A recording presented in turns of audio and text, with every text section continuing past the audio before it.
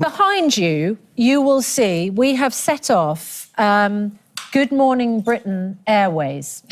Do you know, I think maybe we should act this out. Maybe we should trial it. No. Oh, yeah, with Kevin and Andrew. Right. Oh, yeah. Don't say Come with yes, us. Come with us, come on. Yeah, so Come with us. we're in the cheap seats, I'm afraid, Andrew. Oh, not me and you in the cheap seats. I can understand why Kevin is. Thank you. Kevin and I are going to sit in the front row First here. class. I'm on the left of Ed. How can this be right? The question is... OK for Ed and Andrew, then... you just caught us. I'm sorry. Are you okay? I think we've decided it's not OK. There we go. No. I've got a good lawyer for you. That can be a He personal did that injury deliberately, claim. Susanna. He did that deliberately. Kevin, I'm not going to put my Lego... That was. I don't know if I can carry on doing the programme. Stuart, can we get this bloke off the plane? I'm not putting my Lego for Kevin, can I tell you? Hands up. That is our debate this morning. Should you put your feet up on the seats on transport? I think Ed Balls has just answered that question. Still to come. Sit back, relax, but don't put your feet up, especially in the G&B studio, or like this passenger on a recent flight. Queen of Clean, Lindsay Crombie, says it's disgusting, but comedian Dave Chawner thinks it's absolutely fine.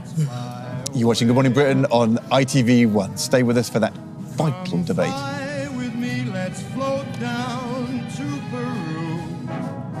Up, let's fly away.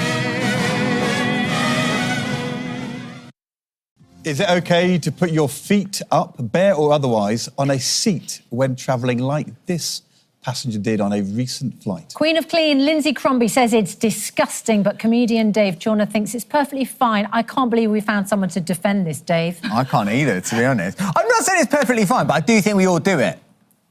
Honestly, have either of you never put your feet up? I have. Ever? I have. Of course Ed has. I don't believe that. No, honestly, I think you're lying to yourself. No, I'm not lying to myself, because I always think as well, and being a mum, you know, when I see small children on a train, there might be toddlers, and sometimes they get overexcited and they can be bouncing on the seat with their little shoes. Even that's always infuriated me. Yeah. And there's no way I'd ever want my children to have done that when they were younger. What do you do if someone puts their feet... You're on a plane, or they do that thing where their foot comes up on the armrest. Like he just did there in the VT. Yeah, what do you do? Well, to be honest, I've never had it, but I think I would turn around and politely just say, you know, please, do you mind? You know, and what would you do, Dave, if Lindsay said that to you? I think it being reasonable, I think you take it down. But I also think, like, sort of planes is different. On a train, do you genuinely think that there aren't worse things on that seat already? I totally get that. I think my feet will probably be the cleanest thing on that seat. I've seen people clipping their toenails, flossing. I once saw a dog do a whoopsie on a train seat. No. So I don't think putting your feet on a seat is the worst thing. I do totally get that, but I do think we're adding to the problem, and it's just not respectful. Now, I saw, this is no word of a lie, it was about a year ago on a train travelling back from London.